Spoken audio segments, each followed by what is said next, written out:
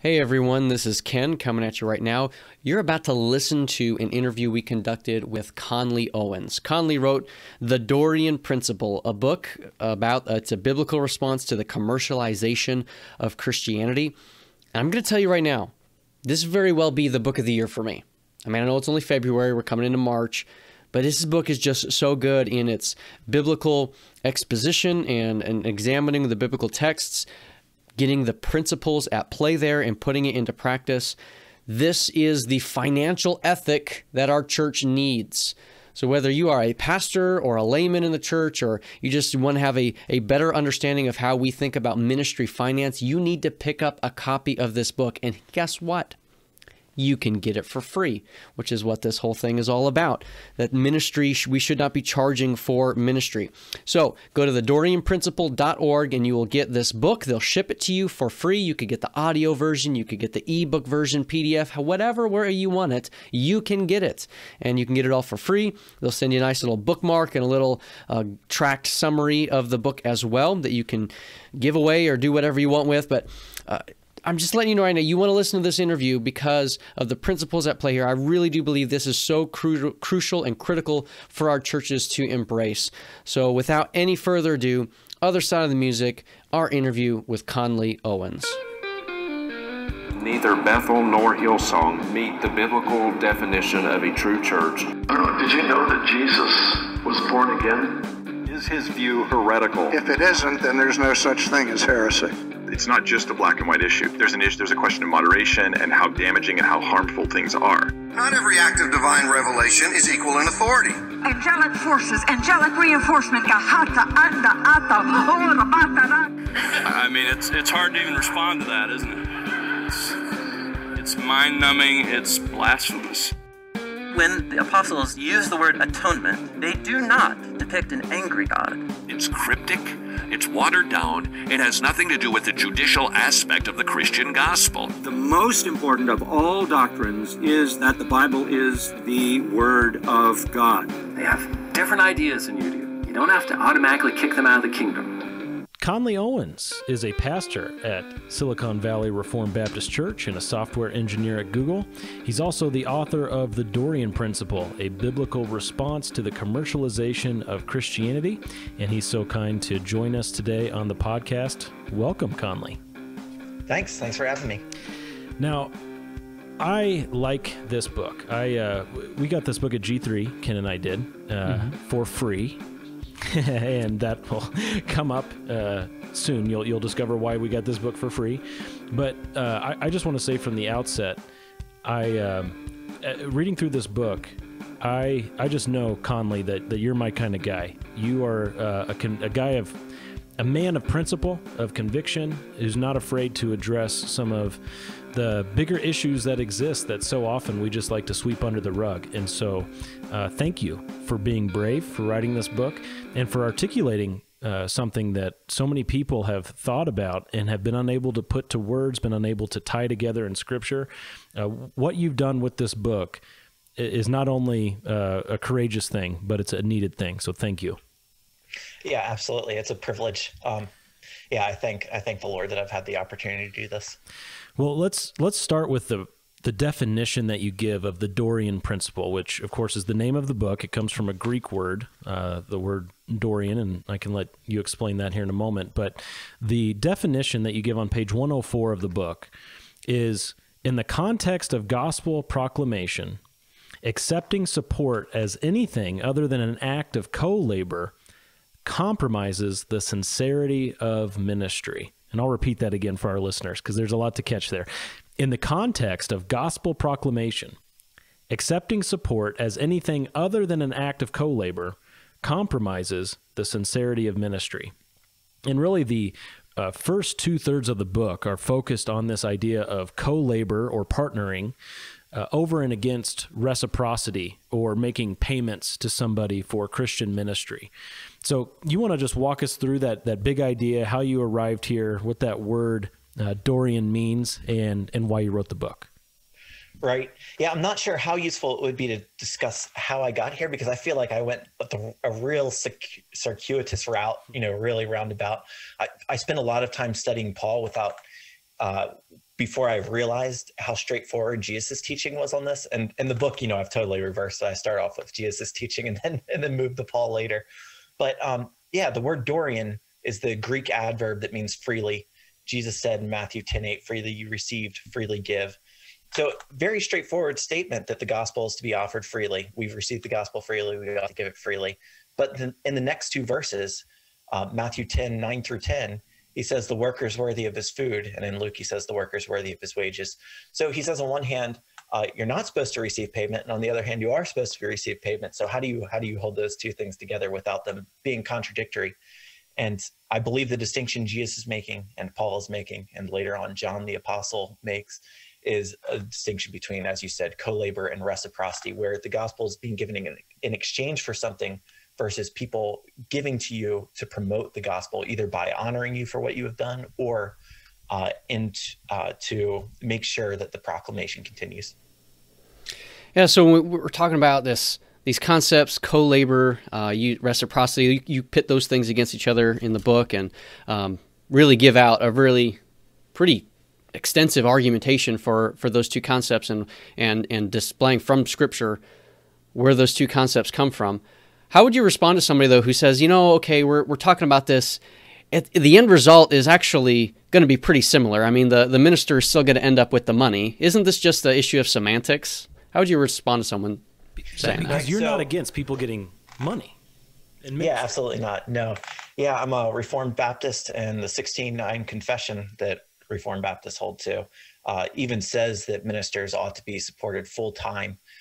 So a lot of people have read those same passages I have and come away with the conclusion that it's wrong for ministers to receive payment or salaries but that's not what I'm saying. I'm saying that, they need to receive support from the congregation as people working together with them, as opposed to from people who are customers receiving a service. Now, in the context of weekly church life, it might be mostly a matter of semantics. Of course, I would definitely argue, it's important to realize you're co-laboring with your pastor, not think of this as some consumerist club where you show up and you pay your money and you get your message, and et cetera. So there's some practical application there, but where this really comes into account is with other kinds of ministries, right? Mm-hmm. Books, conferences, other places where the gospel is proclaimed.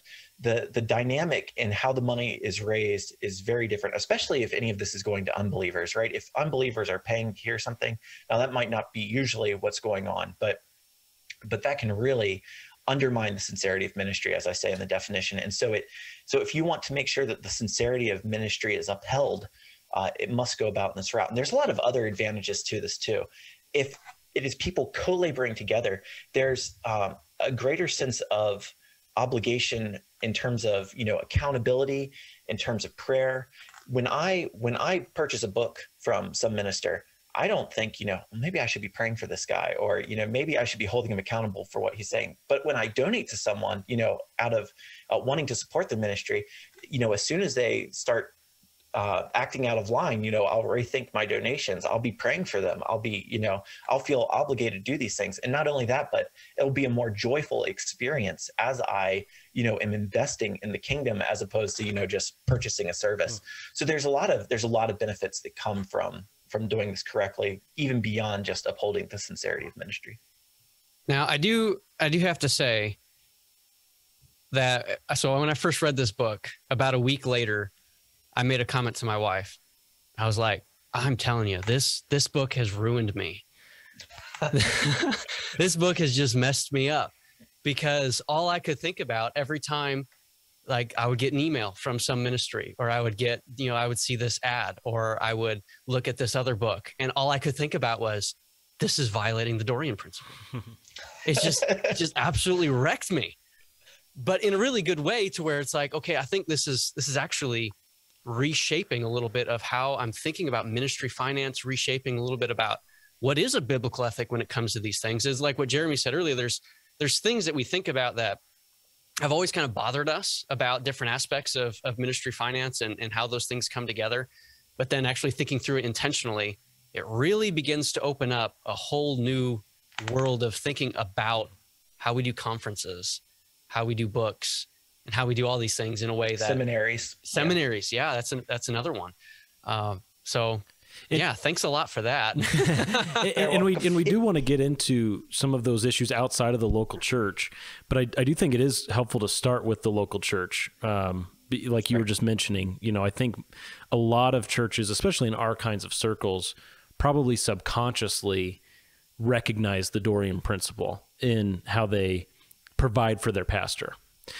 Because, I don't think that my church or Ken's church views it like, or your church, that we're lawyers or something, where we clock in and we keep tabs of how many hours we've worked, and then they pay us for our service, or like a carpet cleaner or an exterminator or anything like that. I mean, people know it's different, but what you've done is provided the articulation of how that is different. So if we just focused on the local church level, because I know this is a retort that you get a lot. People come back and say, well, don't muzzle the ox while he's trading the grain. And you're saying, I'm not saying that. So could you explain to them on a local church level how that Dorian principle comes into effect? Right. How that is co-labor rather than reciprocity. Is that the question? Yes. Right. Well, yeah. And just to back up a little, the claim of the book, and my claim, is that outside of the local church, you see rampant violations of the Dorian principle. Inside the local church, you don't as much. There are a few, some pastors are charging for counseling their church members, or they charge for weddings or funerals. And I think those are violations of the Dorian principle, the teachings of Jesus and Paul. However, the reason why is it that when you give to your church on a weekly basis, or however often you do, that doesn't violate the principle? You gather together with other people following command of Christ to gather in particular societies and make sure the gospel is proclaimed. And it is to everyone's benefit and in accord with the command of the Lord that there be someone who dedicate their life to the study of the word and prayer. I should probably mention, I am bivocational, but that's not out of conviction. I would love to be full-time. But if someone is to devote their life to the study of the word of God and prayer, then how are they going to support themselves? Well, they could work on the side, as Paul often did. But you see in his list of persecutions that he endured, along with being shipwrecked and beaten, he always listed he had to work with his hands. And so this is a suffering that he has to endure for the sake of the gospel. But we can come alongside Paul or whoever, whichever minister, and forego some of the fruit of our labor, engaging in a shared suffering with that one, so that we can have a shared comfort. And a lot of these ideas that I'm saying and just alluding to come from 2 Corinthians, where Paul speaks of ministry fundraising, but in the first chapter, he talks a lot about how shared suffering leads to a shared comfort. And I really do believe that one of the things that Paul is saying is that by giving, you are engaging in a shared suffering with him, and will share in his comfort. Now, one of the things, as we were preparing for our interview with you, we listened to a couple other interviews that you did with A.D. Robles. And in that interview, you made a comment about how if my church had more people, I would be pushing to pay for them to pay me more. Right. How do you? Yeah, well, not more, just at all. Hey, I'm a church planter. I'm bivocational, and I get all of that too. So, but how do you approach that conversation in a way that preserves this principle and not making it seem like, oh, we're getting into, okay, now you're the whole reciprocity aspect of things? Right. Well, a word the Bible uses a lot to talk about this kind of thing is partnership or fellowship, right? And different translations are going to translate differently. Sometimes when you see fellowship, you have these really ethereal spiritual ideas, but really the word being used is the very same word used for business partnership. You see it with fishermen in the Gospel of Luke. But in Philippians, Paul is thankful to the Philippians for their gift of funds because they're the only ones who have partnered with him in the gospel. So this is a business partnership, and approaching it that way, going through the verses that talk about how this should work, we've got to pull our resources together, my gifting, your finances, in a way that is going to best support the kingdom of God, best expand the kingdom of God and serve the Lord Jesus Christ. And how should we do that together? So that's the attitude. Of course, the tact, that's I guess a different question, but starting off with all the relevant scriptures is probably the best way to do it. And one of the helpful languages that I thought you used in the book is you've got the different charts and things in the book that kind of just show. I don't know how well that's going to show up on the screen for our viewers, but just how, the obligation, when we start talking about ministers getting paid, the obligation from the giver straight to the minister, and how that's burden, that's reciprocity, versus the giver giving unto the Lord, that's the language that Paul uses in that Philippians. I actually preached on that Philippians text this last week, where we are coming to the end of working through the book of Philippians. But he uses the language of it's a fragrant offering. It's a sacrifice pleasing unto the Lord. So it is unto the Lord. And so in the book, he used the language of it's a mediated obligation. Can you explain that concept a little bit? Yeah, so that is the difference between co-labor and reciprocity. When I give to a minister out of a direct sense of obligation, he did this thing for me, so I have to do this thing for him. That's reciprocity. That's the carpet cleaner principle, to use Jeremy terms, right? You provided a service, and I owe you this. Right. Yeah, I like that carpet cleaner principle. But if you recognize that the gospel ultimately comes from the Lord, and this person isn't a free agent, but rather a servant of the Lord, then my obligation is to the Lord, and I have to give to him. How do I give to him? He's not standing here. I can't throw an envelope far enough up to heaven to reach him, but he has commanded that I give back to him by giving to his ministers. And so that is how I give to him. So my obligation, while there is an obligation to ministers, is indirect, because it is first of all to the Lord, and then because of our obligation to him, obligated to other people.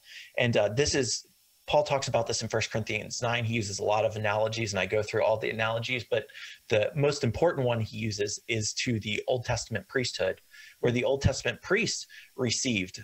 But how did they receive? A lot of people just look at that and they go, see, minister's supposed to be paid. You are supposed to be exchanging money for ministry, paying this minister for his book, etc. But how were the Levites paid? They were paid of the tithes and the sacrifices, because their inheritance is the Lord. And how were the Israelites giving? They weren't making their sacrifice to the priest. They weren't making their tithes to the priest. They were making them to the Lord. And yes, there was an obligation to the Levites, but it was an indirect one that first of all was through the Lord. And that's where I would hope that, at least on a subconscious level, most of our churches recognize this principle. I would hope that the vast, vast, vast majority of people would say that they're giving their offerings to God. They're not putting money in the box or in the plate to pay the pastor. I'm sure there are some particularly health and wealth type scenarios where that does get conveyed. Right. But hopefully most people understand this is to God, and then to the pastor indirectly, as he is a minister of God being provided for by the congregation. Right. So as I think about ministry then, and providing for those in ministry, the local church or missionary efforts seem to be the most basic level, where it's like, okay, we are co-laboring or partnering with ministers in the local church or missionaries who are sent out, and we're not paying them for a service. We are providing for them as we give to God, and God cares for his ministers. But as we branch out of that, that's where things start to get hairy. Things start to get a little more exciting. Right. The next, to me, I've got 4 levels that I've kind of thought through as I've read through your book. And the next level outside of that, to me, would be still dealing with local church ministers, and you've mentioned this, but in the realm of special services, and you talk about this in the book. So whether that's an honorarium given for speaking at a church that you are typically aren't at, you're a guest speaker, or counseling services, someone gives you an honorarium for that, or you're even charging for that. You do a wedding or a funeral, and you accept a gift because you did the wedding or funeral.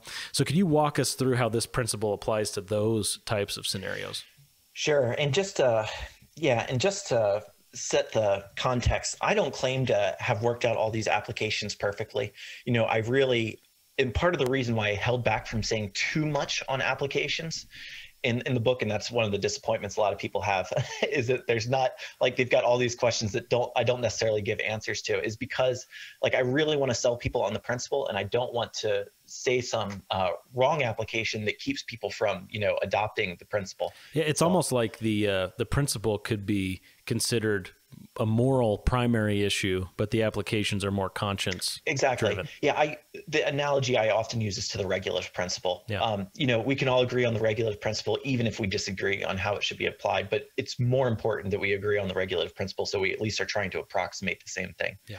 So, in thinking about some of those things, let's start off with honorariums for a guest preacher, because that's one where people read this book and they often think, well, that's got to be a violation, right? I don't believe it is on a couple of counts. One, if your regular pastor, if you're able to support him, to help you proclaim the gospel in this place, why can't you do the same thing with a visiting person? You don't have to think about it as us giving money in exchange for this thing, but you who are going to co-labor along with us for a season, even if it's one Lord's Day, that's appropriate. And I think we see a biblical precedent for this in 1 Corinthians 9, where Paul, I believe the context of 1 Corinthians 9 is that they had wanted to pay him for having planted the church, where he's absolutely refusing. But he also says that it would be acceptable for Cephas, Peter, to have received money. And I don't know if Cephas had ever actually traveled there, but that it would be acceptable for him. And why? Because Peter is not the church planter, right? He would be just working with them, and it wouldn't be an exchange of money for ministry, but of support. So I don't think that honorariums are necessarily a problem, given that people are doing it out of a spirit of partnership. Now, other things you have, paying for counseling, weddings, funerals. I think it's wrong to charge for these things because even if someone is giving out of a spirit of co-labor, it's not doing due diligence to make sure that that's being communicated to the individual and to the world that watches and sees what's happening. So I don't think that that's appropriate, especially because there's usually like one family in a particular need that is coming to you, and as they have this particular need that you're meeting, that exchange is happening. It just has a very reciprocal feel to it, and so a lot of this is just about doing due diligence to make sure that we're communicating the right thing about where the gospel is coming from. Is it coming from the Lord, or is it coming from me? And what are the words and gestures of fundraising that communicate that rightly? And there is a sincerity of ministry issue with, if we understand Ephesians 4 correctly, that pastors, teachers are gifts to the church. And you're saying to the members of God's church, I will be a gift to you if you pay me. I will be a gift. I will exercise my gifts in service to you, but I require a payment. That would be a violation of ministerial sincerity, right? Right. I would say so. There is one danger of going too far down that route, because some people say, well, he has to be willing to give to minister for free as long as, people can support him as long as he's willing to minister for free. I'm not sure I'm saying that exactly right, but one has limitations on their own life, right? They can't just minister full time for free. I can't do that. I have to do it part time, right? And you see that with Paul's own life in Acts, that he's ministering part time until people from Macedonia show up, presumably with funds, and then suddenly he's laboring full time in the gospel. So I don't want to suggest that a true, sincere minister is going to neglect his own family to do the work of ministry. But yeah, in that context where he's already being supported sufficiently, and he's just saying, no, you've got to pay the piper. That's a problem. It's always, historically, it's been a big, I don't know what the right word is, but it's bothered me when that we have these biblical counseling ministries that are charging for their services. And when you think about, and this is one of our Facebook questions that we'll get to later on. Someone asked about counseling, when counseling is really just discipleship, and we're charging for discipleship. Like, what's going on there? So yeah, definitely can see how that violates the principle at play. What if we continue to kind of expand, or you have one more thing to say about that? Well, yeah, I'd love to say one thing about counseling. Are you all familiar with ACBC? Oh yeah. Association of Certified Biblical Counselors. So yeah, we have 2 certified counselors at our church. Still refer to them as NANC, old school. Yeah. Yeah, my co-pastor and my wife are both certified counselors. So I love their organization. But one thing they say in their standards of conduct is that the The Bible is clear that the gospel of Jesus Christ is a precious gift that should be offered without price, and that it may be necessary for ministers of Christ to selflessly serve those in their care. Biblical counselors, therefore, must seek to love their counselees in discerning whether to charge fees and how much to charge. Like, wow, you've got those things like right at odds. Bible says the gospel is to be given freely, so you got to decide whether or not you really want to charge. But there's a lot of confused thinking in the church right now, and you can hear that, like, you know, in that sentence, that wrestling with it. Like, the Bible seems to say this, but people are doing this, and I don't think everyone can be wrong about this. But yeah, I think there is a problem fairly rampant in the church today. Yeah. Well, again, let's kind of expand the realm a little bit. Again, now we've kind of stepping outside of the local church, beginning to explore the areas of parachurch ministries. Parachurch organizations, they've got paid staffs, whether that's a network, it could be a seminary, it could be a conference organization that they're formulated, a humanitarian organization, nonprofit organizations that have paid staffs. They exist to help the church, to further the church, etc. How do we think about that kind of thing in the area of reciprocity and co-labor in parachurch organizations?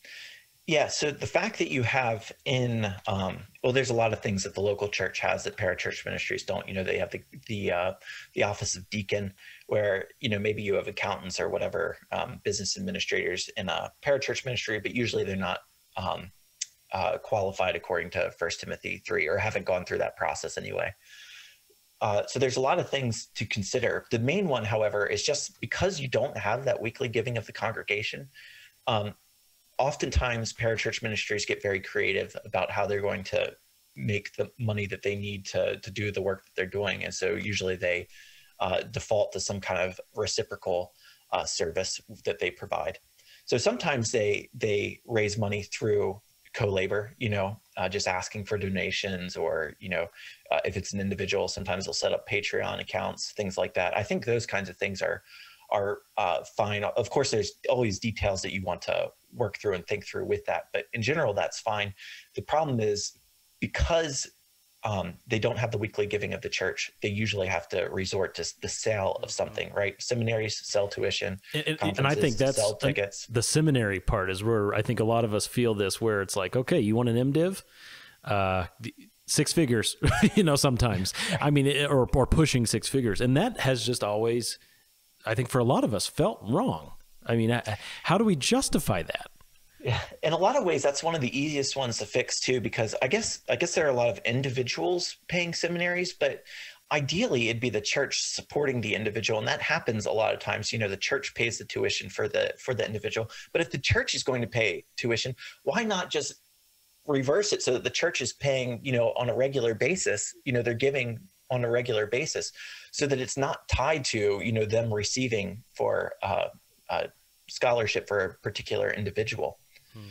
That seems like it'd be one of the easier ones to fix, especially since you have denominations and church networks that are already designed to accommodate these sorts of things. And it would be better if most seminaries, I don't know what percentage of seminaries are tied to some kind of denomination, have real church accountability, and which ones aren't. But it seems like too many seminaries are without church accountability, and this is why they're allowed to liberalize, et cetera, is because they don't have, because it's not set up in a co-labor model. It's a reciprocal model that allows them to corrupt like this. Now, you yourself, you actually graduated from a seminary that doesn't charge. Is that correct? That's right. Yes. Yes. And that was a very, you know, this is before I started exploring these things. This book was my MDiv thesis before it became the book. But yeah, it just seemed, I really, because I work full time at Google, I really wanted to find something that would accommodate my schedule. And what you find is that the programs that are totally free tend to be the ones that are not on a semester schedule. Because they're also not the ones that are accredited and required to fulfill certain requirements, and so they have that flexibility to work with people. Now, I mean, it seems like it's ingrained in us as Westerners. Well, if you want education, you need to get an accredited education. And to get an accredited education, it needs to cost you something. You get what you pay for. Yeah, that's right. And so how can we even break out of that mindset? If you're saying, look, we have biblical principles that say, no, it should not be this way. How do we address this mindset, this overwhelming majority mindset of, well, if you want an education, you go get a good one, and you better go. I mean, if you pay for the nicer ones, sure, that's higher up. If you're applying for a church, it looks much better on a resume to say you went to this really expensive school or whatever. I mean, there's a whole culture around education that's a challenge, isn't there? Right. Yeah, there's a lot of things to say to this. One is I'm hoping that will just change naturally with universities in general, given the way things are headed with, I think something's got to collapse at some point. Yeah. Secondly, I think churches are beginning to recognize that they need to disentangle themselves from government accreditations, things that are attached to, getting funding from the government. So I think you're going to see more independent accreditation come up. So yeah, the seminary I went to has like an associate status in was it the Association of Reformed Theological Seminaries or something? So it's not like the kind of accreditation that would get you where you'd be able to get any kind of government funding, right? Or be a public school, but it's still some kind of accreditation. So I think churches are beginning to realize that that's not as important to have the kind of stamp where you get funding. So yeah, there's several things that play into that. What about conferences? We said we got this book from the G3 conference. Ken and I got our copy there. Yeah, that's not a cheap conference. No. You got to pay a bunch of money in addition to flights and hotels and food and everything just to attend and receive the ministry from the speakers. How do you process something like that as we consider this level of the Dorian Principle? How do you make sense of conferences? Right. So one of the illustrations I made while I was there handing out books was, if you wanted to watch this conference right now, it's $14.99. Like if you were not present at the conference, you still had to pay to watch it. And yeah, it is. And I find that especially interesting because at that point you're making it clear it's not the food and the facilities that you're paying for at that point. And while on one hand, so the way I say it in the book, someone could come away with saying, well, as long as you're only charging for the facilities, it's okay. But really, I'm saying that that's the majority of the problem. I still think it's you should not be charging for anything that attends to gospel ministry. Mm-hmm. So if in Matthew 10, Jesus told the disciples, heal the dead, raise the dead, heal the sick, cleanse lepers, cast out demons, you receive without pay and give without pay. So it would not have been okay for them to have charged for the miracles and then given the gospel for free. And you have Paul going around and he doesn't say, well, as long as you pay to feed me to make sure that, I can do these things or whatever, and you pay for my ship ticket, then I will preach for you. He says he wouldn't even take their food. Right. So I think that all these things that attend to gospel ministry, in order to not undermine the sincerity of ministry, that they all need to be free as well.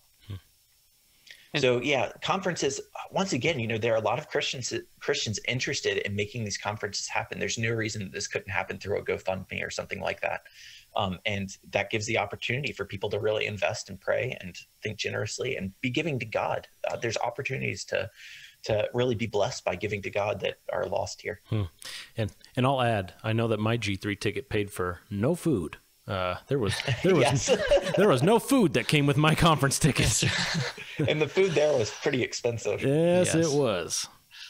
How do you think about though? Like, so, you mentioned, okay, they shouldn't be charging for this. How do we think about this though, as individuals desiring to attend these events and wanting to receive the benefit of the ministry, but also seeing that they shouldn't be charging, and they are, and yet you were at the conference as well. So how do we think you're getting that? Treated like a consumer, whether you want to be or not, right? Right. Yeah. So should you boycott all these things? That's one question. No, I think that it would be unwise for multiple reasons to do that, because if you really do want the benefit of this teaching, and there's no other way to get it, then that's really your only option. Secondly, Paul said that there's some who preach the gospel unsincerely or without sincerity. I forget how he says it, but he uses the word sincerity. And, that's what I'm getting at. And he, and he says, well, he thanks God that they're doing it, even if they're doing it for the wrong reasons. So I think we can still praise God for their ministry, even while recognizing that it's not being done the way it ought to be done. So no, I don't think we should boycott their ministry. However, at the same time, I do think that we ought to consider whether or not there are ministries that are being faithful in this area that we should be supporting, rather than just going with what everyone else is currently, where they're currently getting their teaching. I've made a few choices to, go with, some books rather than others, or, I don't have Logos because it's so much of a racket to charge for things that are already in the public domain. And I get that there's a lot of effort that goes into the tagging and that adds value, but it just feels, I feel like that's one area where I'd rather just, read the books without the tagging. Especially once the product is done, it's digital. You copy and paste, and there's no more money going into it, right? There's no overhead. That's the point I make. That's the point I make in the book too, is that you can reproduce this near infinitely at near infinitesimal cost. And so the whole supply and demand model that people want to pretend like exists here just doesn't. Yes, work went into it, but that work was already done. And if it should be funded, it should be funded beforehand from someone who wants to fund it. And so, people, and so I get to this in Appendix C in my book, but I think there's in general a problem with the way people think of content. They think of it like a good that has a limited supply because people have such difficulty thinking of economics outside of a finite supply and a finite demand. We have laws imposed on these things to keep it that way so that we can pretend like there's a finite supply and a finite demand. Anyway, I do think that that these should be supported beforehand instead of after the fact, after it's done and could be given freely, infinitely. And that really gets us into what I see as the fourth level. So going from local church, regular ministry, to things like special services within the local church, out to things like networks, conferences, seminaries, groups of people getting together. And then you get into the more marketplace type world of books, music, software, like you were just mentioning, podcast paywalls, things of that nature that are, you really start to wonder, like, okay, what is going on here? When you think about it, what is the basis for charging for these things? When we get into that world with all these extracurricular type of Christian activities that are costly, like just earlier this week, a man in my church sent me a link to a sermon from Ligonier and said, hey, what do you think about this? I couldn't listen to it because I had to buy the whole series for $14.99 to even listen to a sermon that was preached. That was just a recorded sermon from who knows how long ago. How did we get to this point? And then how do we think about those sorts of things? Those sorts of things being books or paying resources. For a sermon from R.C. Sproul from 30 years ago. How did we get here? Well, how did we get here is one interesting question. So prior to the mid-1700s, you didn't have authors receiving royalties, right? They wanted to get the word out. The publisher wanted to make money. And so the publisher is the secular entity who takes the content and they turn it into a resource that they can sell. But the author is not making money. In 1710, you have the Statute of Anne, which is the first modern copyright law. And since then, it's been possible for authors to get royalties. And I haven't done a good study on how quickly the church started adopting those models. I imagine it wasn't much slower than the world. But that was really, one of those things. And then with the advent of digital media, people piled on to the options they have there. And in a lot of ways, it's gotten better, because it used to be like in the early days of the internet, people would charge for, transcripts of sermons, and there wasn't audio available. You would just pay $1 or whatever, and then someone would mail you the transcript of a sermon. And after some pastors stopped doing that and started offering their sermons for free, and others realized how successful they were doing this, then they stopped charging. So that's a little bit of an answer of how we've gotten here. And there has been some of that in the music world too. It's been much slower with Christian music, but you think back to Keith Green, and in the 80s, right, he started doing some of that, giving away his music for free when there was no such thing as digital music. He did that with physical music. But even today, I know Josh Garrels has done some of that, and some other artists that I really enjoy have given their music away, which is, in this day and age, kind of eyebrow raising, but there is something about it. Like, this is the way it should be. Right. Yeah. So the question of books and resources, yes, there is money that needs to go into these, but once again, you can supply all of that with co-labor. Like, that's the short answer. If you have a more specific question, maybe I can answer it. But really, can you describe what that looks like? Because I'm trying to think through our listeners' ears, like how. So they say, okay, what does that mean? Or again, is this just a semantics trick where we're just swapping out the terms? But how does co-labor look different than what we're doing now in the world of books? Yeah, well, usually it would be pre-funding, right, rather than royalties afterwards. So, this person wants to do this project, let's fund him to do this project. Maybe it's through modern crowdsourcing means like crowdfunding means like Kickstarter or Patreon or whatever. Or maybe it's through the traditional Christian models of, church networks getting together, pulling their funds to go into this, one individual or ministry. And, and then they work on this and they produce it. Now, when it comes to physical things, and things don't really need to be physical, but when it comes to physical books, like my book is a physical book, it does not cost that much to do these things in bulk if you really have that much demand. And if you don't have demand, it's not going to cost much anyway. Well, can I ask a little bit more about, so I've got the physical copy of the book right here, right? And it's published through First Love Publications. And by the way, we were going to mention this at the end, but anybody who wants this could go first to the website, the DorianPrinciple.com, I think it is. .org. And you can get all the digital copies. You can get audio, PDF, all those things. But then you can also get the physical copy that'll be mailed to you completely free of charge. How does that actually work? Like, it costs money to produce this physical copy. How does that? What are the mechanics of how that actually works? So my church funded the printing of it, and the publisher is funding the shipping.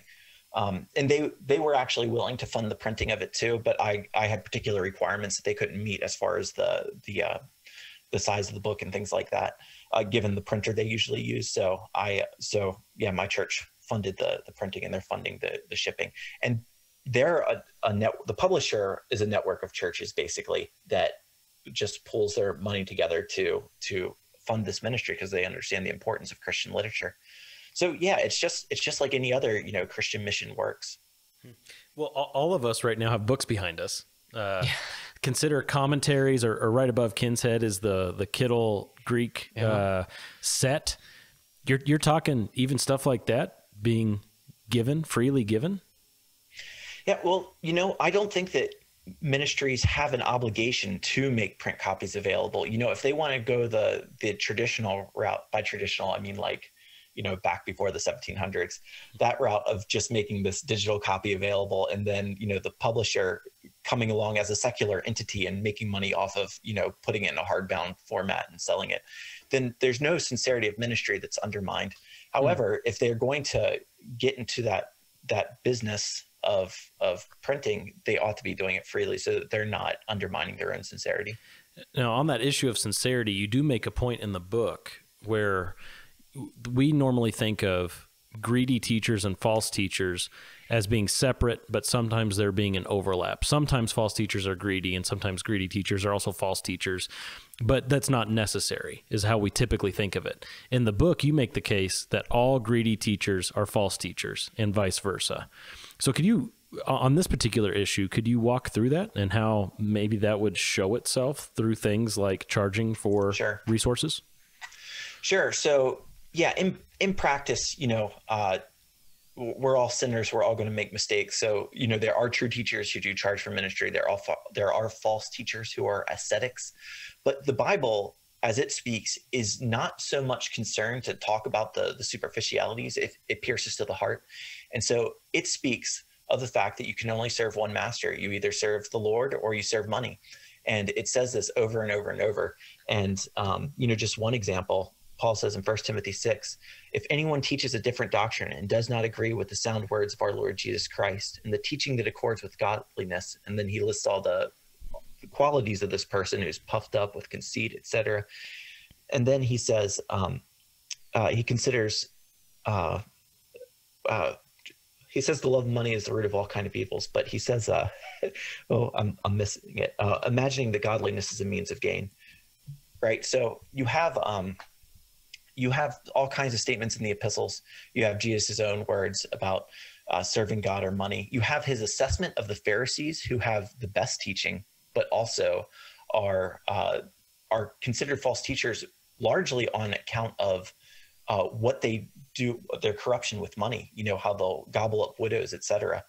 The Bible, in speaking of the heart, says that you either have an alliance with yourself and your own self-interest, or you have alliance with the Lord. And so typically the way that fruit bears itself is in desiring money in particular. Now, it could be all kinds of self-interest things. It doesn't have to be currency, but we should expect that in general, that is how it will manifest itself. And so what that means is that this is supposed to be the primary tool that we have in our tool belt to discern false teachers from true teachers.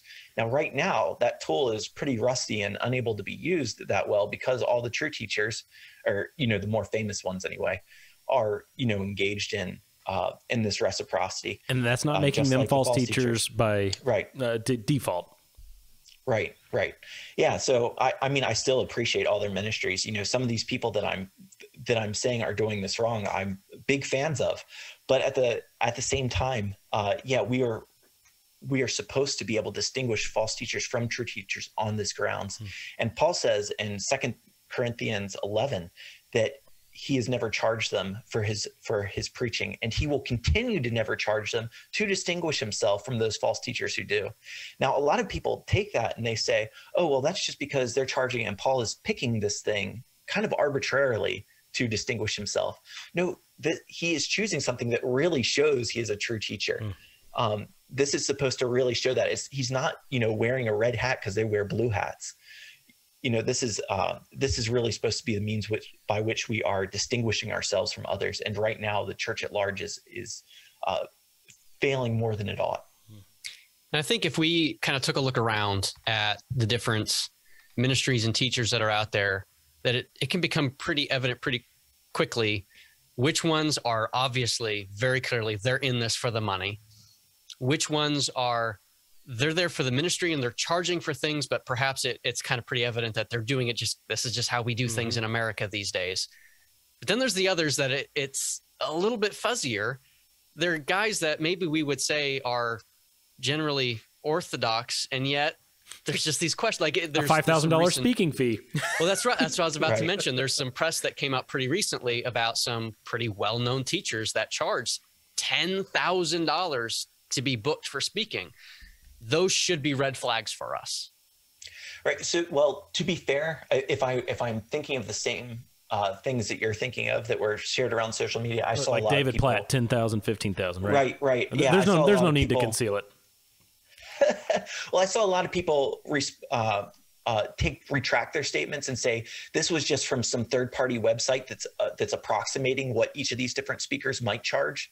Those weren't necessarily the posts that I saw weren't really founded on any kind of real thing other than an approximation from some third-party website. So I don't know how true that is. Now, it may very well be that they're charging that much. And at that point, this doesn't look like co-labor anymore. I asked one of the nearby pastors to speak at an event that I was running, a dialogue between pastors on a certain issue. And when he found out how many people would be coming, which wasn't that many, and that we weren't offering an honorarium, he wasn't interested. Even though he's already well supported. Well, and we had Jeremy and I actually had a conversation with a guy who was trying to get, and I will conceal these names, but someone to come in and speak, and what they were upfront asking for, like the church was going to give them an honorarium, but they were asking upfront for this set fee for these guys to come in and speak. And it wasn't a small amount of money. Right. And I've dealt with people like that in ministry before. I'm out here in Utah, and we've, looked at having people come by a lot. And There have been even musicians. It's kind of like, are you serious? But there have been guys too, like Justin Peters and James White. I've talked to both of them, and both of them were just saying, hey, if you could just give us a place, give me a place to stay, and a bite to eat, I'm fine. And that is so much more sincere. It feels like that. Right. Feels like partnership. Right. Yeah. And I don't want to come off as saying that, we should be willing to do this for, once again, that you should be willing to minister for free in all circumstances. Once again, you can't neglect your family. The person who does that is worse than an unbeliever. But yes, when that number is so high that it's clear that what's going on is more than just a partnership. Yeah. That's what undermines the sincerity of ministry. Well, let me throw a couple examples out there, just real quick hit in this realm of Christian resources.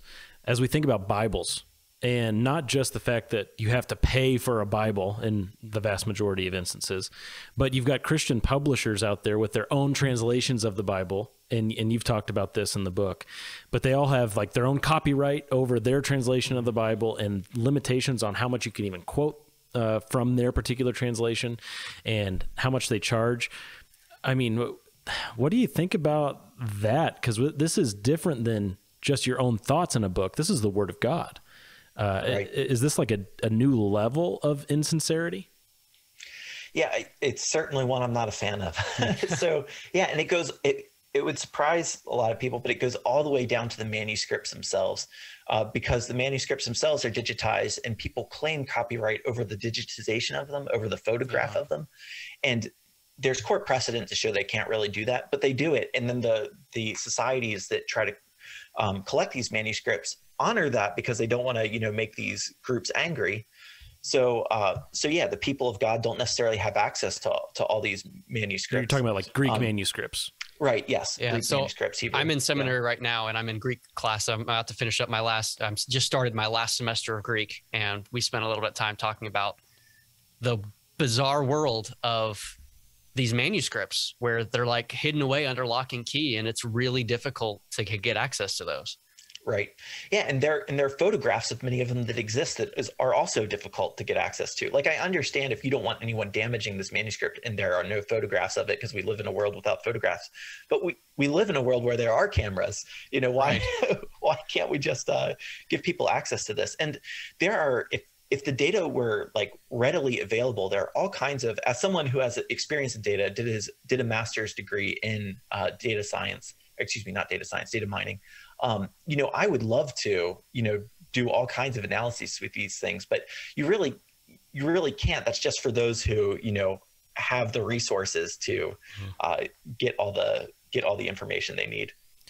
So then it goes up to the next level, which is the critical text, right? So people take these manuscripts, they turn it into a critical text, which is, there's a misspelling here, there's a word out of order here. Let's choose what we think the right order of the words are, et cetera, based on some principles. And try to approximate as much as possible what the original apostles wrote. And so the idea is, if they did a perfect job, this should be exactly what the apostles wrote, and then they copyright that. So in an ideal world, they've done it perfectly, and here they are copyrighting the apostles' own words, which you're not supposed to be able to copyright something that's that old. But and then it goes to the next level, which is the translation, and so they copyright the translations, which. Yeah, the reason why you have so many different translations is, in my understanding, primarily because, each publisher needs their own translation so they can make commentaries with them. Yeah, so they don't have to pay any other publisher the royalties for using theirs. Exactly. Mm-hmm. Oh, I mean, just how gross is this? This seems so perverse. It's terrible. Yeah, and so there is free use, so you're allowed to quote within degrees, but it's not well defined, and so these publishers, for their translations, have guidelines where they say, well, if you do about this much, we won't go after you, but if you do more than this, we will. And so, I quote the ESV in mine because I like it, but yeah, they've stated like what they think the fair use should be, like basically where they're willing to sue you, and then where they're willing to violate 1 Corinthians 6, basically. Right. It does bring a whole new level of appreciation for things like that, the SBL, the Greek. I'm Words are out of my brain for the moment. They have a Greek critical edition with an apparatus. The SBL-GNT. Considered open source, and anybody, it's not copyrighted, so it's accessible for anybody. You don't have to pay for that. So it brings another level of appreciation for those that are seeking to do things really the right way and not charging for the word of God. In the spirit of partnership. Now, what about when we get into the world of like Christian branded clothing items or things that have a practical use, like a Jesus hoodie? Someone making a Jesus hoodie and charging $50 for it. Where does the Dorian Principle come in? And again, we all know there are a million different ways that this can be applied, and there's no way you could even think of all the ways. But I'm just throwing it out there to see your reaction. Yeah, well, I don't think the Dorian Principle addresses a lot of these things. If I put a Christian fish on my business to try to get more customers, I think that's a little distasteful if that's the reason you're doing it, But yeah, that doesn't really get into co-labor or reciprocity. I think that's actually a violation of in the Ten Commandments, taking the name of the Lord your God in vain. I think it's a violation of that principle. Yeah, I mean, I think it's great if you're a Christian and want to let other people know that you're open to talking. But if you're doing it in such a way where it's crass like that, and you are, then you would be taking the Lord's name in vain. Now, things like, I'm selling this T-shirt, and to make it more marketable to Christians who are my, let's pretend I'm a Christian making shirts for other Christians. I know they want, a Bible verse on their shirt. So you do that. Now suddenly, can you not charge for that? Well, I don't really get into this in the book, but I don't think that counts as gospel ministry. I do think all the Bible relates to the gospel. And so I do believe that this applies to all kinds of teaching. That's something that I think might not be clear to people outside of Reformed camps, is that really any religious instruction should be related to the gospel, and therefore should be guided by the Dorian Principle. But when you're selling a shirt, and the essence of the thing you're selling is a shirt, and you're decorating it with the Bible, or you're selling a elementary school education at your private school, and you're going to frame it in a biblical worldview, so that people aren't taught to think in ungodly ways. I think that's wonderful, and I don't think you necessarily need to offer that for free, because the essence of what you're selling is not gospel proclamation, even if the gospel is, present in the outskirts of what you're doing, or present to frame what you're offering. Now, this episode may or may not be sponsored by a Christian clothing company. And so not just the existence of Christian clothing companies, but the idea of sponsorships, one Christian organization sponsoring another. How does the Dorian Principle play into that? That's a great question. And that's one I do not answer in the book, but as I've thought about it afterward, I've come to more firm conclusions. And this is another one of those things where I don't want like my wild applications to keep people from agreeing with the principle. But I think when it becomes when you are getting something out of your viewer, right, and you've gotten a view from them, and you've been able to put an ad in front of their eyes, I think that undermines the sincerity of ministry. Now, it's obviously not the same kind of problem that some of the other examples of reciprocity are, but I do think it counts as reciprocity. There's a lot of hard questions I've had to work with. Like one was whether or not employee matching programs, here in the Bay Area, there's a lot of employee matching programs where if you donate to some 501c3, your company will match it up to $5,000 or $10,000 or whatever. And that can be a big revenue for churches around here. Does that count?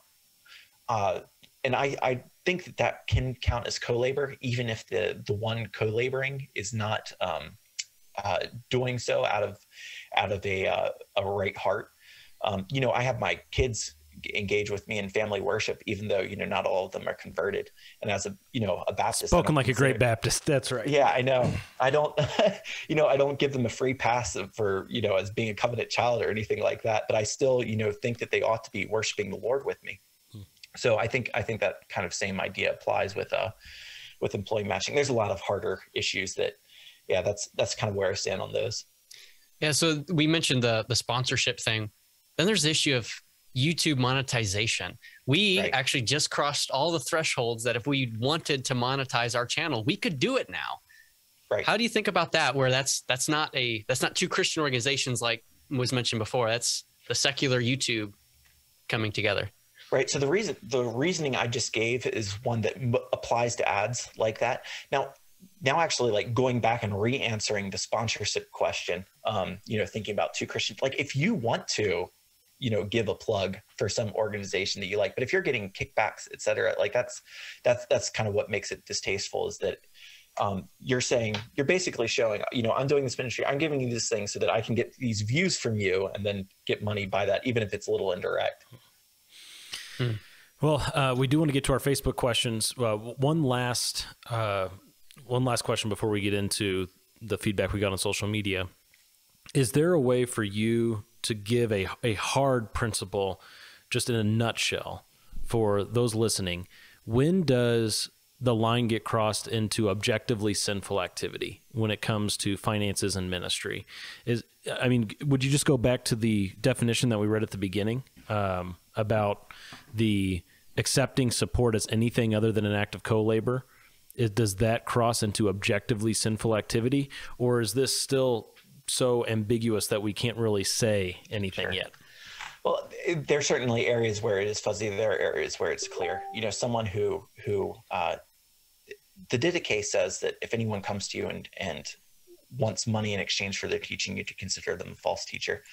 Didache being, could you give a brief overview? Yeah, sure. Yeah, that is first century non-scriptural Christian writing. So it's the earliest non-scriptural Christian writing that we have. Like, how did the earliest church outside of the Bible think of this?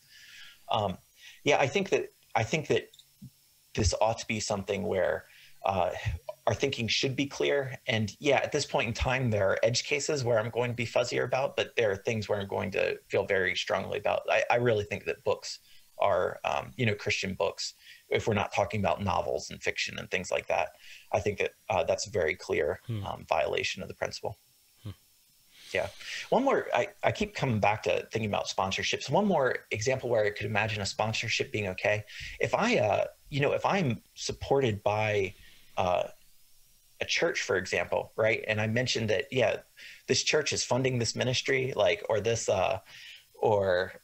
these various, this network of people are funding this thing. And so thank you to them for doing that.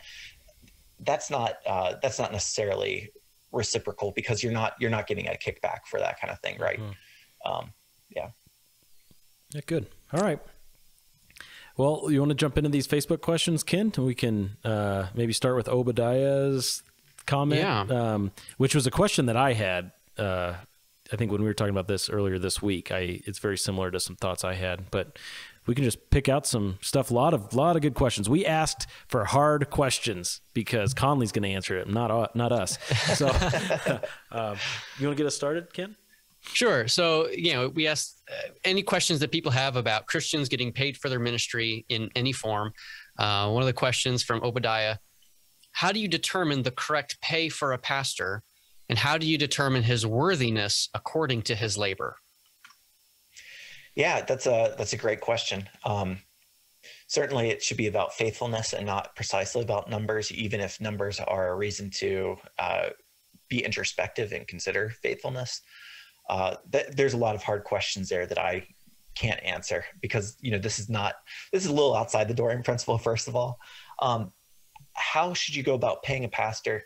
A lot of questions that come up here, and once again, I don't consider myself the expert on any of this. One of the questions is, should the fact that he has family matter, or should you just be paying him for his work? I think it should matter. I think you should be paying him so that, as my own confession says, so that he can engage in hospitality. And so if you're paying him just what you think he's worth, and not necessarily so that he can engage in the kind of work a pastor needs to do, that's a problem. So I do think you should take into account how much family he has to support, and what his life situation is currently. And then, what is someone need in the area to live well? Because they should be able, once again, to be hospitable. They shouldn't be not only not impoverished, but not in such a condition that they can't exercise hospitality, because that is one of the requirements for a pastor. So those are some considerations. Very practically, the OPC, the Orthodox Presbyterian Church, has a tool to determine pastor salary in a given area. that I have found very helpful, because there's always questions about, well, am I forgetting anything that I need to worry about? That's a really good tool to use. Just a practical tip there. It's not the end all be all, have your deacons review everything, but yeah, that's a good starting place. Well, kind of, go ahead. I was going to say, connected with this question, someone asked kind of a cynical question in the midst of this. Mike said, well, when you candidated at your church, were you aware that you were the lowest bidder? Because sometimes, you candidate at a church and, you're like, oh, how much are you going to pay? How much money are you asking for? And, it becomes, the mindset can easily become a reciprocity mindset of, we are hiring you to do this job, rather than thinking of it in gospel ministry. So how do we even approach that conversation when we're seeking to hire a pastor? Right. Yeah, it's a very similar answer to when we were talking about, congregations, negotiating this kind of thing, like really looking at the biblical verses, talking about it in terms of partnership. And, the pastor, as he's coming in, maybe he's working with a committee that's not really thinking about these things well, being able to point them to these things and say, hey, look, I'm not asking this so that I can, live a cushy life. I'm asking this so that, that Christ would not be represented poorly if I'm not honored properly, so that, I can engage in hospitality, so that I can be free from secular concerns and able to really devote myself to this, because I want to do an excellent job for you. And I'm not going to be able to if I have to, worry about whether or not I've got to make cuts to different areas of, where my kids go to school, things like that. If that kind of stuff is distracting me, I'm not going to be able to help you nearly as well in co-laboring for the gospel. Now, perhaps it gets a little more complicated with missionaries. The way I was thinking through this issue with Ken earlier this week was from a church perspective of support that you give to a missionary. Say that the missionary's role changes, where that missionary went from being a church planter to no longer being a church planter, or a pastor to no longer being a pastor. And as you're reviewing, a church is reviewing the stewardship of her finances, says, well, do we really want that much money going to that type of ministry, and maybe adjusting it based on how things change out on the mission field? That almost hints at a spirit of reciprocity, doesn't it? Where you're not receiving a direct service from the missionary, sure, but you're saying, well, I don't want to pay for that. I don't want to pay that much for that. It's kind of consumerish feeling. Yeah. Well, we are all servants of the same King, but yet we're not given such micromanaged direction from him that we know how to spend our resources. And so we have to independently decide, where are the best places to pool, meaning P-O-O-L. Yeah. And so if we decide, as a congregation, that it's not ideal to pool it here for the sake of the kingdom, I think that's perfectly appropriate in a co-labor partnership fashion to say that, hey, I don't think that this is going to be a healthy partnership given the limitations on our own resources. You responded to Brandon Michael Wilson's comment and said you'd love to discuss something. One more thing I wanted to say about that. There are a few verses I haven't mentioned yet that I usually try to get in a lot of these conversations, but missionaries, that's one where thankfully things are usually done pretty well. And the Bible speaks about it very directly. It says in 3 John 7 and 8, for they have gone out for the sake of the name, not accepting anything from the Gentiles. Therefore, you ought to support people like these, that we may be fellow workers for the truth. So you have missionaries do not, take money from the ones that they're sent to. And of course, that makes more sense to us now that it's usually richer nations sending people to poor nations. Back then, maybe, it wasn't that dynamic. So there was more temptation. But there you have a very clear distinction between co-labor and reciprocity. We ought to be fellow workers with them by giving them money, so that because they have not taken money, they have evidenced themselves to be faithful ministers because they're not taking money from the people they're teaching. He just quoted 3 John. He's the real deal. All right. Brandon Michael Wilson commented and said, personally, I do not have a problem if they earn income from book writing. What's important is how much of the profit do they keep? People point out that Billy Graham was worth $12 million, but how much could he have had? How much could he had been worth if he kept the money from his book sales? If their outside ministry can substation them. What's he trying to say? Probably subsidize or sustain. Sustain. If their outside ministry can sustain them, then the tithe should be used in the maintaining of the building and helping the community / the flock. So this is something that comes up, I think, quite a bit. There are other comments to this nature, like Rick Warren and others. And you talk about it in the book. Those who live off of their book sales, they don't take a salary from the church. And it's like, hey, isn't that a great thing? How do you think through that? Yeah, well, I'd say that's the exact opposite of what the Bible has to say. And I appreciate this question. Like this comes out of it's very well meant, but I think it's very misguided to take this approach. So I'm not burdening the church at all. Right. Yeah. I'm not burdening the church, but you're burdening all the people that you shouldn't be burdening. Right. You're saying, oh, well, if this person should get a lot of reciprocity because they're able to, and totally jump out of the co-labor scene. No, they should be ministering by co-labor. And yeah, if they're so popular or whatever, maybe they could, set up a way that people could support them in a partnership fashion, in a co-labor fashion. That wouldn't be a problem. But this is the exact opposite. Rick Warren makes money from his book, doesn't take anything from his church. It should be the exact opposite. It should be coming from his church, and the people receiving his teaching on the outside, that should be happening for free. And the church is encouraged in Scripture to honor their pastor that way, and you're robbing the church of that duty. Exactly. Yes. Yeah, and the blessing of doing it. Yeah. What other questions? Ken, you got some more highlighted there? And so go ahead. Just a few other thoughts on that. Profit, a lot of people say, well, it depends on how much they're profiting, or maybe as long as they don't make profit, they think that that's the biblical ethic. The Bible never says anything about profit like that. It never says, well, as long as they only make as much as they put into it, or something like that. Lord willing, ministers would be greatly honored so that they're, not G6 wealthy, but, really well off. I have no problem with that. Yeah. Well, Paul says, I know how to abound, and he's talking about it's seeming like he's got more than he needs, and he knows how to be brought low. So there's that swing there. Right. So yeah, a lot of people think that that's the dividing line. It has nothing to do with profit. It has nothing to do with amount. It has to do with the while there should be concerns about amount and appearances and things like that, the real concern is about whether or not it's co-labor or reciprocity. So that's the issue. And then the other thing is, well, what if you take all the money that you make and you give it away to the poor, or you give it to some other organization? Or like, for example, John Piper has been convicted by a lot of these same verses that I'm talking about, right? And so all his newer books are for free online, but he takes the proceeds from the physical sales and gives them away. Now, what do you make of that? Well, I think that's great, that he's had conviction about some of these verses and giving away the teaching for free. However, the fact that those things which accommodate it are being sold, even if he's giving that money away, that's still a reciprocal exchange that undermines the sincerity of ministry, because someone's still benefiting from that.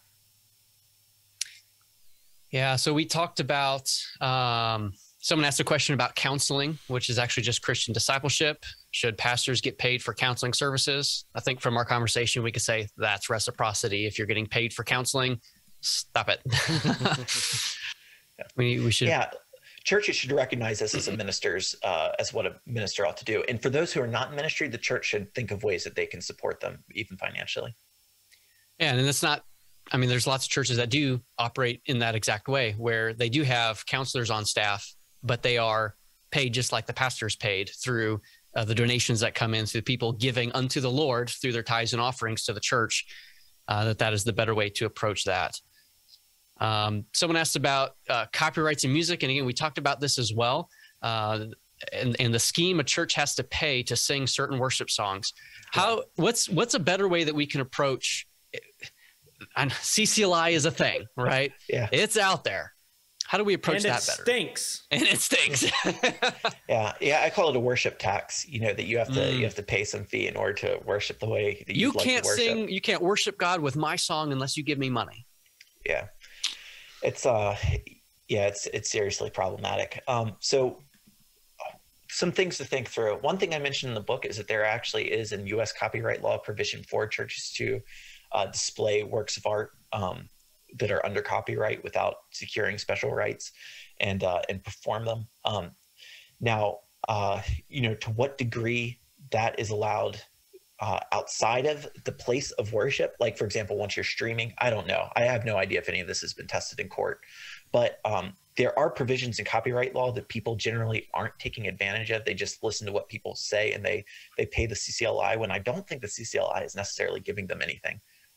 Because the CCLI doesn't grant you the right to rearrange any of the music. It doesn't grant you the right to, you already have the right to sing it in church.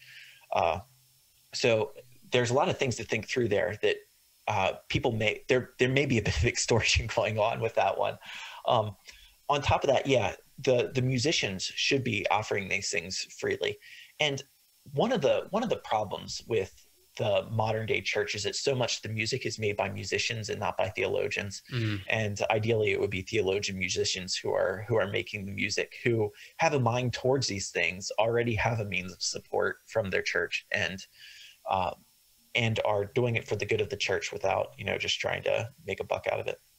And we praise God that there are several musicians and groups out there, churches that are producing excellent music, and they are making it available and easily accessible, where you don't have to go behind a paywall to get the resources, to get the sheet music, and to get those things. They make that available. And it's kind of interesting. The whole COVID stuff kind of tested a lot of the copyright stuff. And I know I got an email from CCLI. It's like, oh, you're looking to stream your church. Can you stream your music time? The answer was no. You're not allowed to do that unless you purchase the streaming license and all these things. It just, a lot of wild stuff there. There are a lot of questions that we were given. I think we've answered through the interview, but maybe if we want to finish with Elise and Joy, those two questions, I think, I don't think we have covered those. Elise asks, should the church pay for regular sabbaticals? And then she goes on to say, while pastors write their books. But that's an interesting thing too, as far as when you consider what he might be doing on the sabbatical. I think we'd probably all agree that the local church can decide, sabbaticals for their pastor, that they can figure that out. But as pastors go out and write their books, would this kind of tie into the idea of a church funding book writing, like your church did with you, the pre-funding aspect? Absolutely. Yeah, I think that'd be a great way to go labor with a pastor. I have found it's easiest to put this into my weekly routine rather than set a whole month aside. But yeah, if a pastor wants to do that, I think that's a great way of doing it. And but then the problem is after that, then after your church funded all that, then you go make and royalties sell it, out of it. That's where the problem comes in. Right. And then Joy, she asked a few questions, and I think we answered her last two. But the first one, to just make sure we're nailing this down so we're all on the same page, she just asked, what is the definition of ministry? And we have kind of thrown this out a few times, but I don't know if we've actually said, okay, here's what we're talking about when we say ministry. Do you have a hard and fast definition for that? I do give one in the book, but I wouldn't call it hard and fast. And that, it makes sense, but it's maybe not as well defined as it could be. It's again going back to page, I guess 105, any activity that proclaims the gospel or directly attends to its proclamation. Right. So, and so what is that? And once again, where is the line, a t-shirt with a Bible verse on it, does that count? Or let's say I have a t-shirt with a Bible verse, add another Bible verse, then I add another Bible verse, and then I add a second t-shirt and I start binding them together. At what point does that become a Bible? I don't know the answer to that. It's real stoic ship of Theseus kind of questions that I can't answer. How many grains of sand until it becomes a hill? Yeah. So this is where it gets really difficult to define what is ministry, but I think there's a lot of things we can agree are ministry, and then other things, we'll just have to work it out. But if you're proclaiming the gospel, if you're giving any religious instruction from the Bible, which, if you come from Reformed theology backgrounds, that Luke 23, 1 Corinthians 2, Colossians 1, all these passages talk about how the gospel is present in all of Scripture. Right. It's not just Christ and him crucified, present in all of Scripture. It's not just, the first 4 books of the New Testament or something like that. So really all religious instruction should be governed by the Dorian Principle. Now, Now, that's when the essence of the thing being offered is that instruction. If the essence is some other kind of product, like a t-shirt or whatever, I don't think it should be governed. But yeah, that is the hardest question to answer in this, what constitutes ministry. And then secondarily, not as hard, I think, is what constitutes reciprocity or co-labor. Yeah. Very good. Well, Conley, we're go ahead. One other thought about music. We were talking about music, and well, now the thought has escaped me. I'm sorry. Oh yeah, if this takes off and more people are aware of what I'm saying and read the book and are interested in trying to push this forward, one of the projects I'd love to do is a public domain hymnal. Of course, there are a lot of hymnals that are public domain just because they're old, but an updated modern one. Where you're actually getting the artists to give over those particular songs that you want to include as public domain. Right. Yes. Wow. And in addition to some older ones that, people would want to still sing. But what happens with a lot of these hymnals is they'll add some harmonies, or they'll rearrange it a little, and then suddenly you've made one change and now it's copyrighted. And people have asserted copyright on, I was told by a lawyer friend that there was a case of someone who had transcribed old music and had made typos in it, like, some of the notes were wrong. And so someone went and redistributed this, but then that person who had made the transcript claimed copyright on like the mistakes that they had made. So that this person couldn't share this old thing. Wow. Yeah. Anyway, that's what happens with hymnals, is you make small little changes to very old things and you claim new copyright on it. So let's get the verbiage right. Let's make the plan right. Let us know if that project is in the works so we can pre-fund the free public domain hymnal. So we can co-labor. Yes, so right. That's right. Worship God freely. Yeah, without the tax. Amen. Amen. Well, Conley, this has been a really good conversation. I hope it's helpful for our listeners. I know it will be. I know it was challenging for me and helpful for me, so I'm very, very grateful. If anybody wants to get a copy of this book, again, the DorianPrinciple.org link will be in the show notes, so you can check that out. You can get the PDF, you can get the Kindle, you can listen to the audiobook, you can get a physical copy shipped to you as well. All of that can come. So definitely take advantage of that, and it is available to you. We do want to say, Conley, that in appreciation to you for coming on the show, we're going to send you a $25 Amazon.com gift card. I'm just kidding. I'm just making that up because that would violate the Dorian Principle. Yeah, we're going to send you a $25 ChristianBook.com gift card. That's a bad joke. I'm sorry. We do want to say, anybody who's listening to this, if you have questions, feel free to reach out to us, show@dotheology.com. We'd love to engage with you. I know that Conley would love to engage with you as well. If you have questions for him, you can reach out to him on social media and such as well. Is there any particular way? Yeah, we have a group called Money and Ministry, and in parentheses, Dorian Discussions. But I think if you just search Money and Ministry, you should be able to find the group. Is that money in or and? And. Okay, Money in Ministry. Yes. And that's on Facebook. Yes, on Facebook. Yes. Yeah. So definitely encourage people to go check that out and get engaged with the conversation over there. So, very good. Well, thanks again for joining us. And I don't know how to end this. What am I doing? Well, I guess I'm usually the guy who ends it, huh? You usually are. Out of your element. Bye. No, yeah, thanks for joining us. And yeah, people check out his book. Thanks, Conley. All right, you're welcome. Thanks for having me.